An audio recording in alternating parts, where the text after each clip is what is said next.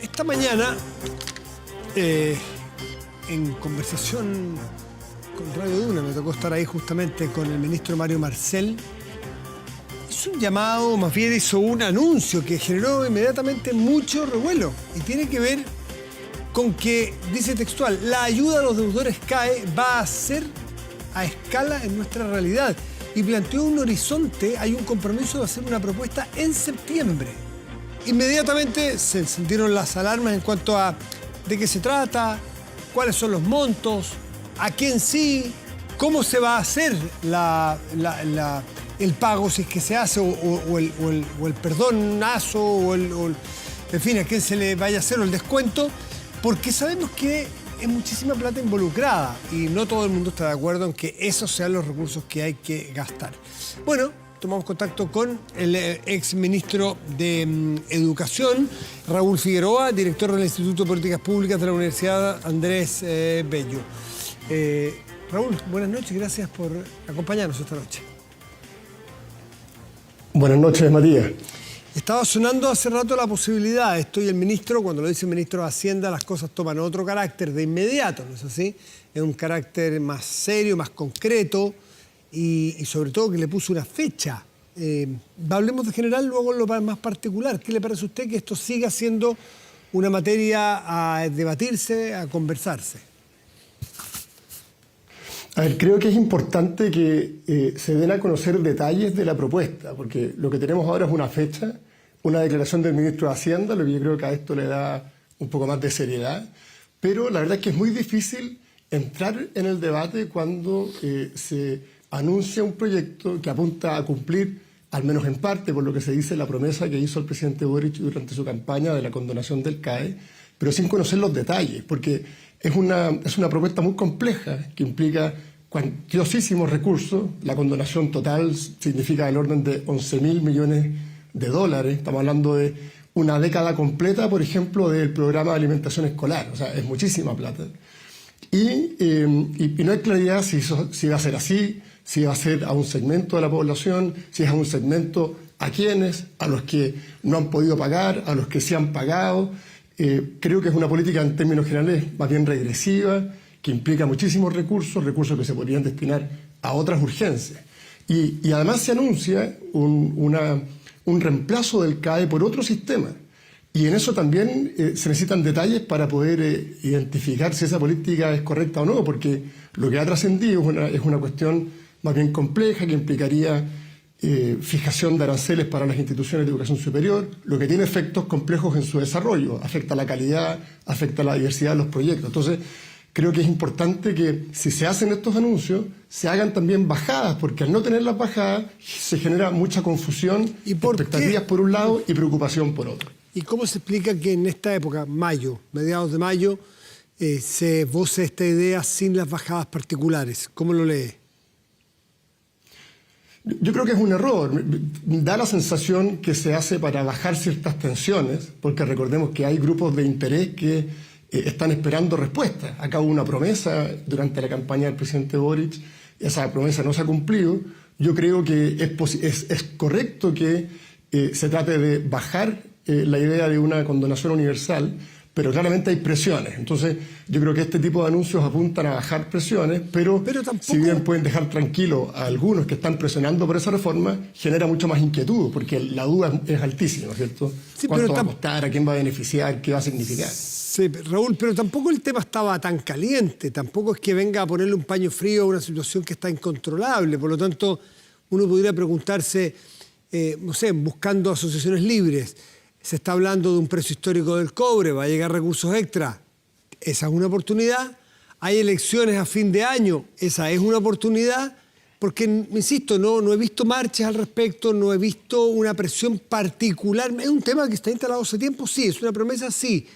Pero ¿por qué ahora es la pregunta? ¿Por qué el ministro Marcel ahora pone este tema?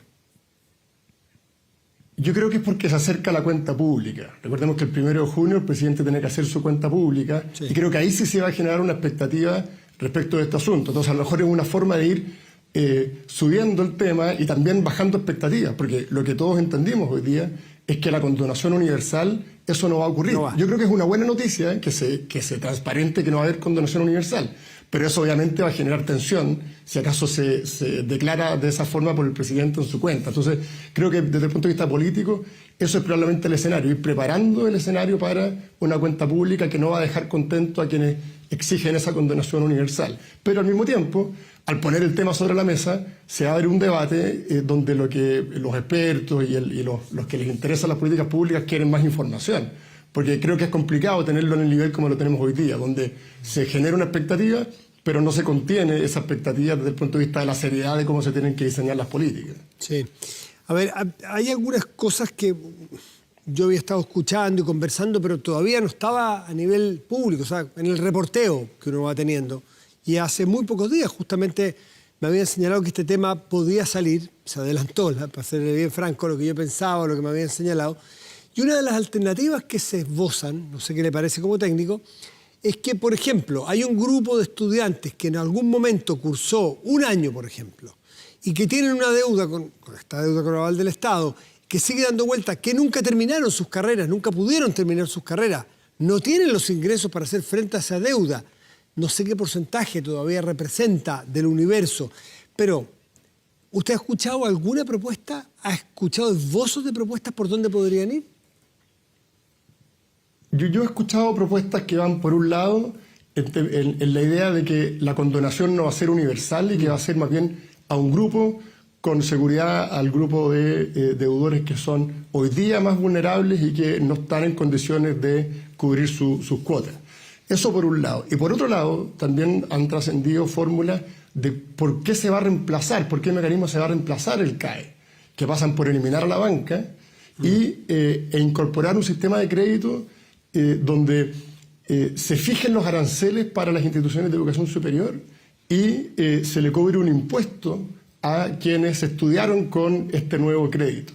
Y creo que eso es muy importante que se despeje también, porque de ser así, sobre la base de que el Estado le entrega los recursos a las instituciones con un arancel fijo, eso trae muchas complicaciones para el desarrollo del sistema de educación superior, porque implica ponerle un techo a la posibilidad de ampliar los proyectos educativos. Y eso, Raúl, y un poco retrotraer el debate que tuvimos con la gratuidad en su minuto. En que se fijen aranceles para la educación superior, ¿en qué puede ayudar a financiar una deuda de arrastre o la deuda del CAE hacia atrás?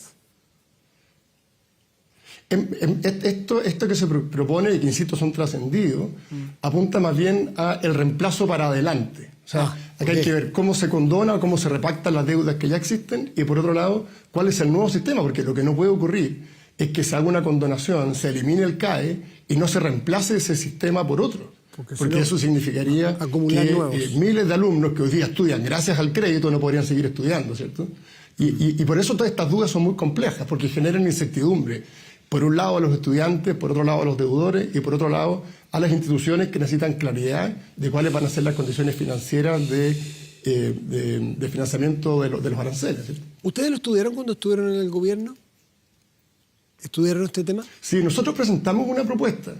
Nosotros presentamos una propuesta que tenía dos patitas. Una de generar mecanismos de repactación para quienes estaban con deuda, de tal manera de que pudiesen repactarlas y establecer un cronograma más liviano de pago en el caso de aquellos que no podían hacerlo. Y por otro lado, establecer un nuevo sistema que combinaba, por un lado, la salida de la banca, la incorporación de créditos estatales subsidiados, la condonación de esos créditos si había un comportamiento permanente de buenos pagos y la posibilidad siempre de combinar créditos con pagos adicionales por parte de los alumnos en orden a no limitar el desarrollo del sistema por la vía de la fijación de aranceles. Esa era la fórmula, pero esa fórmula no prosperó por razones más bien políticas. ¿Y qué posibilidades hay? Porque, a ver, son 11.000 millones de dólares, es una cifra muy importante, lo ha dicho usted recién y todo el mundo le llama la atención porque las comparaciones son muy gruesas, ¿no? Con qué cosa o el costo de oportunidad de ese dinero. Pero hay cuidados que hay que tener y lo han dicho muchos expertos. Por ejemplo, una condonación que no sea universal, pero amplia y que eventualmente desincentive a pagar o no premie a quienes hayan hecho ya un esfuerzo por pagar lo que han podido. no siempre los deudores son irresponsables. Hay veces que hay deudores que no pueden llegar a fin de mes con su propia familia, mal pueden pagar una obligación bancaria, ¿no? Pero ¿cómo hacerlo para que, no sé, justo, que hizo el esfuerzo y pagó 1 año, 2 años, 3 años, no le pase lo mismo que al que se despreocupó de su deuda? A ver, en esto, como tú bien dices, Matías, los incentivos son muy importantes. De hecho, el anuncio de la condonación universal en la campaña ha generado una espiral de morosidad muy fuerte. Hoy día la morosidad es del orden de un 54% y subió de manera muy acelerada luego de que el presidente Boric hiciera ese anuncio de condonación universal en su campaña y que luego asumiera al poder. Por lo tanto, esas señales tienen efectos. Yo creo que lo que hay que trabajar acá en términos de para ayudar a que el gobierno pueda cumplir esa promesa, más que una condonación, es más bien un mecanismo de repactación. Establecer un mecanismo donde aquellos que han tenido dificultades para pagar se les puedan ofrecer nuevas condiciones favorables donde puedan ordenar su deuda y si tienen un comportamiento de pago adecuado, generar premios para aquellos que efectivamente se comportan adecuadamente. Y ese comportamiento de pago puede ser tanto cumpliendo con las obligaciones como anunciando, por ejemplo, que si no se tienen recursos no se está en condiciones de pagar. Hoy día el CAE establece esa posibilidad. Si tú no tienes recursos, si un deudor del CAE no tiene ingresos, basta que notifique a la Comisión Ingresa y esos pagos se suspenden. Y al mismo tiempo, si tiene bajos ingresos, puede pedir que la cuota se rebaje y que no exceda al 10% de su salario. Entonces, hay mecanismos y creo que esa es la lógica. Lo importante es que el incentivo apunte a que quien tiene un buen comportamiento frente al acreedor puede verse beneficiado de su buen comportamiento, pero bajo ningún punto de vista premiar a quienes esperan que se condone y por lo tanto dejan de pagar con esa expectativa. Si ustedes tuvieran que hacer una segmentación, priorizar, porque hay recursos limitados para poder ir en ayuda a estas personas, ¿a qué grupos seleccionarían ustedes? Creo que el primer factor de selección tiene que ver con quienes hoy día, siendo deudores, tienen una realidad socioeconómica más desvalida, ¿cierto? Porque a veces se tiende a pensar que hay que condonarle a los que no tenían ingresos cuando empezaron a estudiar. Acá lo que importa es qué tipo de ingresos tienen una vez que ya han egresado. Y en ese conjunto hay un subconjunto que tienden a ser los que no terminaron sus estudios. Eso. Hay un grupo de personas que no terminaron los estudios y que hoy día no tienen ingresos elevados y creo que a lo mejor ahí hay que focalizar los esfuerzos. Ya, y primero entonces a los que no han terminado, después a los que ya terminaron y variables según, bueno, contingente al ingreso, que siempre se ha dicho, ¿no? Con un máximo de pago. Efectivamente, es establecer una contingencia. Perfecto. Así es, pero siempre con los incentivos correctos de generar más bien premios al que cumple, ¿no? Mirado ex post, mirado en el tiempo esta política pública, ¿fue bien diseñada?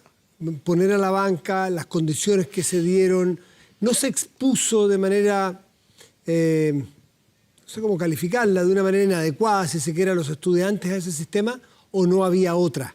¿Cuál es la mirada que tienen? Yo creo que mirándolo hacia atrás, ha sido un camino más bien positivo, en términos que ha permitido que miles de jóvenes efectivamente puedan acceder a la educación superior, puedan acceder a las oportunidades que la educación superior ofrece y a las mejores condiciones de remuneración como consecuencia de ello. Y ciertamente ha habido una evolución. Recordemos que se ha trabajado, ya han habido acuerdos importantes para bajar la tasa. Se bajó la tasa de un 6% a un 2%. Se incorporó la contingencia al ingreso, se incorporó el derecho a que los que no tienen remuneraciones puedan dejar de pagar sus cuotas. Esos cambios han sido cambios positivos.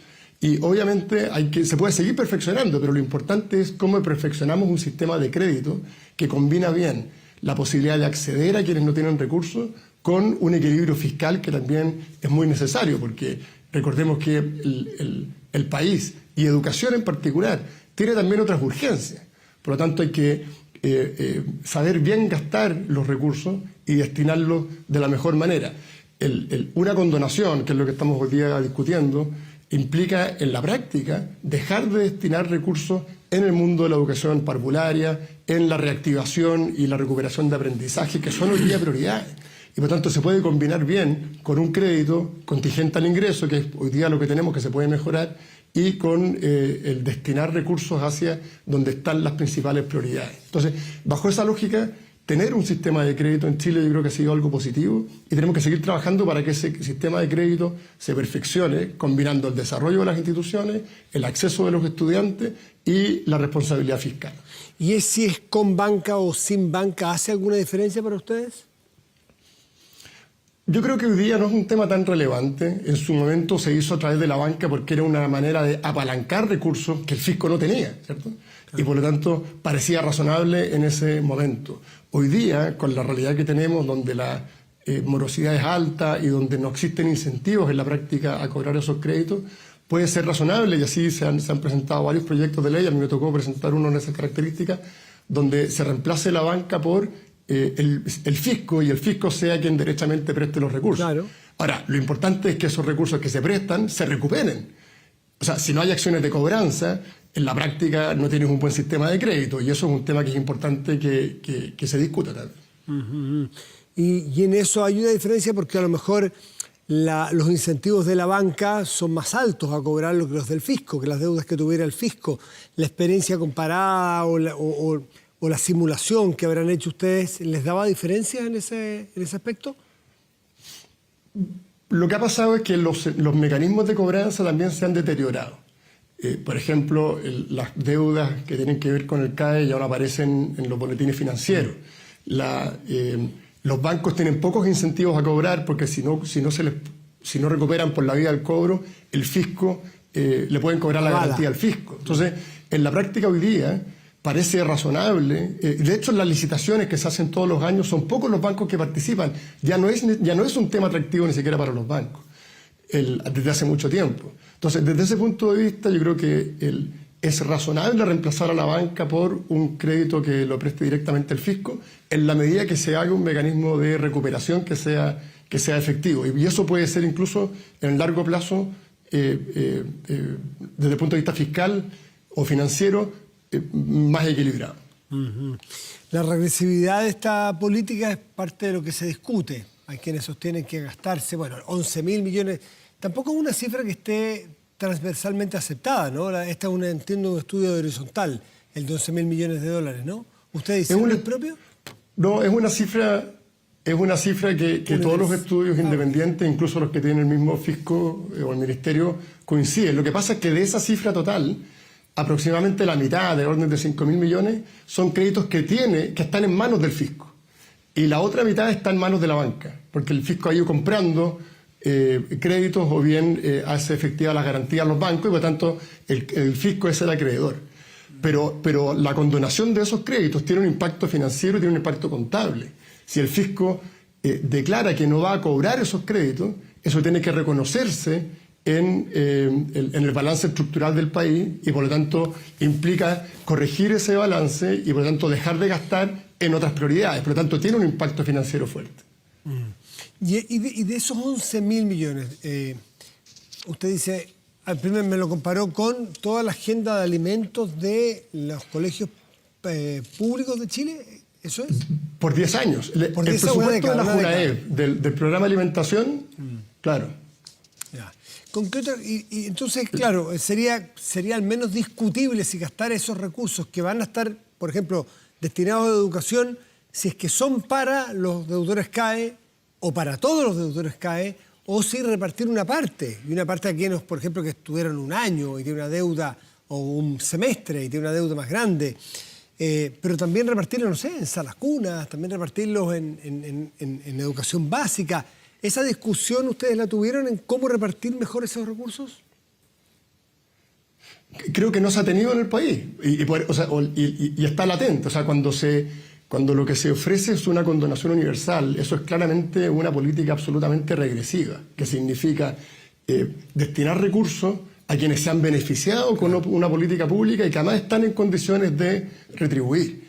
Y por lo tanto, y por eso tiene que analizarse con mucha seriedad, porque no es razonable para un país que tiene muchísimas necesidades en todo ámbito, y específicamente también en educación, destinar recursos escasos a cubrir necesidades que en la práctica se pueden resolver por otra vía. Y en ese sentido, recordemos que el promedio de la cuota del CAE son 2 unidades de fomento. Esa es la cuota promedio en Chile. Y por tanto no es una cuota tan elevada. Y quienes tienen dificultades para pagarla pueden acogerse a una serie de beneficios. Y creo que lo que hay que hacer como política pública es trabajar en esos beneficios para que permitan que quienes tienen dificultades se puedan acoger a ellos, pero no destinar recursos a quienes derechamente no lo necesitan porque tienen trabajo, tienen altas remuneraciones y pueden perfectamente cubrir sus cuotas. Bueno, veremos. Todavía es un esbozo, es un anuncio, no están las bajadas y seguramente allí se va a dar una discusión relevante. Raúl Figueroa, director del Instituto de Políticas Públicas de la Universidad Andrés Bello, exministro de Educación, muchísimas gracias por conversar con nosotros, como siempre. Que esté muy bien. Muchas gracias, Matías. Buenas noches. Buenas noches.